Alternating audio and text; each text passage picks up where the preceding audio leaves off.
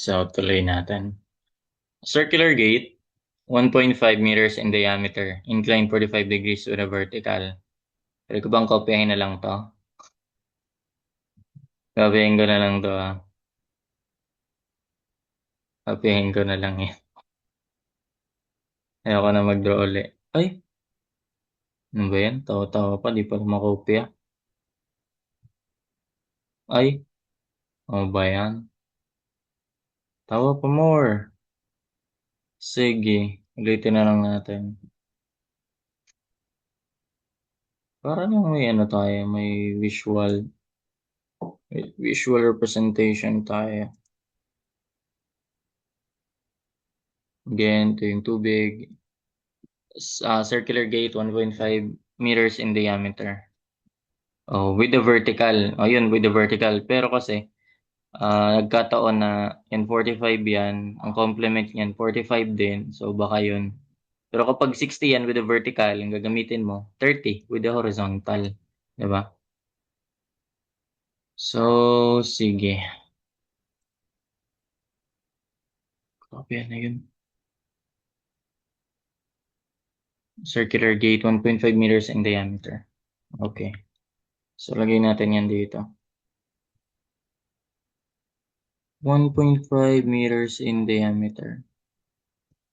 Yan. 1.5 meters in diameter. Is inclined 45 degrees to the horizontal. Sige, so gawin natin to.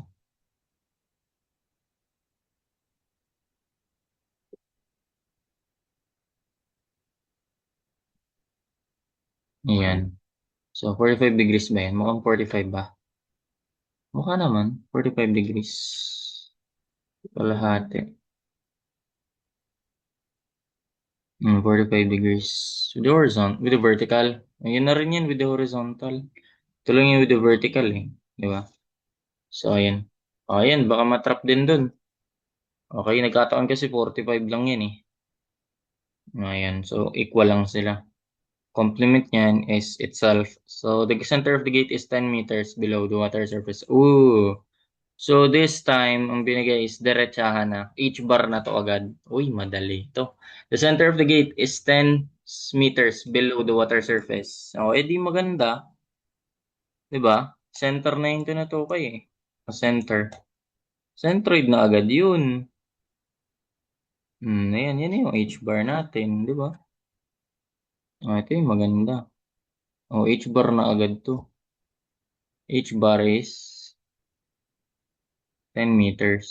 Tama? Okay. So, calculate the total force gamma H bar area. Diba? Ang bilis.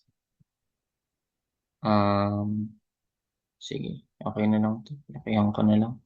Hydrostatic force. Gamma H bar area. Hindi. Naka-ano naman yun. Naka-gate naman yun, di ba? Gamma, 9.81. Water lang naman yan. H bar. Rekta na yan. 10 times area. Lagay natin sa E. Ang area ay pi r squared or pi d squared over 4 na lang. Pi times diameter squared. Naka-diameter pala tayo. Over 4. Ayan. 173.36.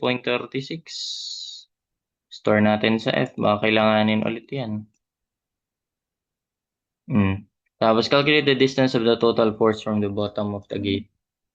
Again, di ko na i-reflect yung Okay na yun. Yung circle sa ating hydrostatic force natin. Hydrostatic force. Tinatanong, distance of the total force from the bottom of the gate. Di ganun pa rin. Kalahati, radius minus ano lang yan. Radius minus eccentricity. Diba? Eccentricity tong distance na to. Yan yung difference between the center of gravity and center of pressure. Eccentricity. Pag ganyan, di solve mo na eccentricity. Alam mo na ba yun? Formula ng eccentricity. Ano lang naman yun? Ig over Ay bar lang din. Eccentricity is equal to moment of inertia, the gross section, over area, Y bar. Kung moment of inertia, makaano ba ako? Hindi na nga. Mag-diameter na nga ako. Pi diameter to the fourth over 64 yun, di ba? Over 64. O area, store ko na sa A. Pi diameter to the fourth over 64 area. Tapos ang Y bar, o same lang sa kanina. Di ko na ulitin yun. H bar over sine 60 lang to. Sine 45 pa lang. Square root ng 2 over 2. Diba? So, yun na yan. Okay lang ba yun? Iusad ko konti. May madadamay.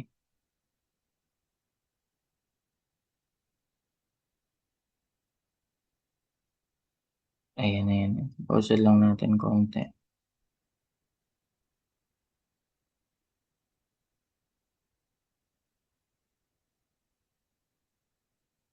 Ayan.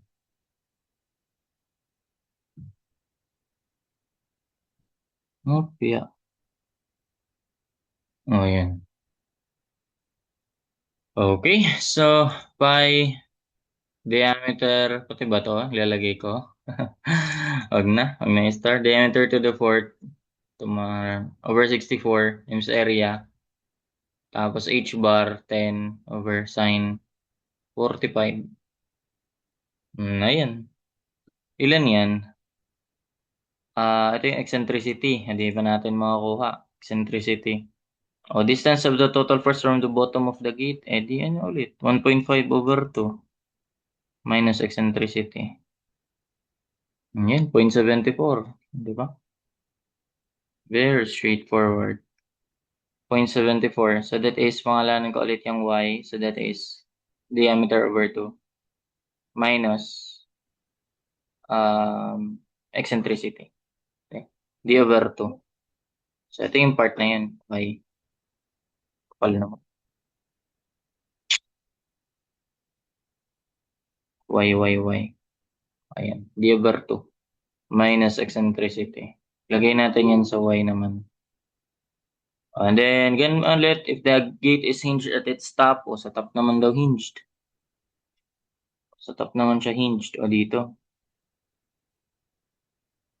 Gate is hinged at the top. Find the normal force applied at the bottom. Normal force applied at the bottom. Required to open the gate. Sino ba kanina? Yun nga. Bottom nga ulit. Edi alam na gagawin dyan. Moment ka na lang. Moment about h equals 0. Edi, ganun ulit. F times, eto, diameter na, buong diameter na. F times d minus y. Di ba? Yun yung moment arm. D minus y. Ayun.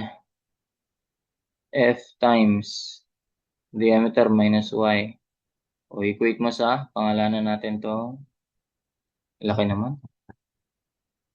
Pangalanan naman natin tong force P. So that will be P times, edi yung buong diameter. P times D naman. Yun, nakastore ba yun? F times diameter na 1.5 minus y. Divide natin by diameter na 1.5. Tama ba? 173 tapos 0.74. Tama naman. 87.83. Di ba? Okay lang magsagot. 87.83. Kung i-check natin dito, i-check natin, dito na yun sa circular. Yun pa rin, ito, yung, ayun, nilagay ko, D for circular. Pares lang, yung beam, yung width beam, na laging nabibeam yung B, yan beam width. Basta width na section. Then, ito ay 45. Tapos, in this case, ito kasi, diretsahan na kasi yung binigay na diretsahan na yung binigay na H bar. Pwede mo na ilagay dito yun, 10. Di ba? So, yun, 173. Hydrostatic force, tapos 0.74 and 85. Hindi pala, 87.83 kasi top yung hinged. And I guess, yun. That's it for this problem. Yan. Hope you learned something. Thank you.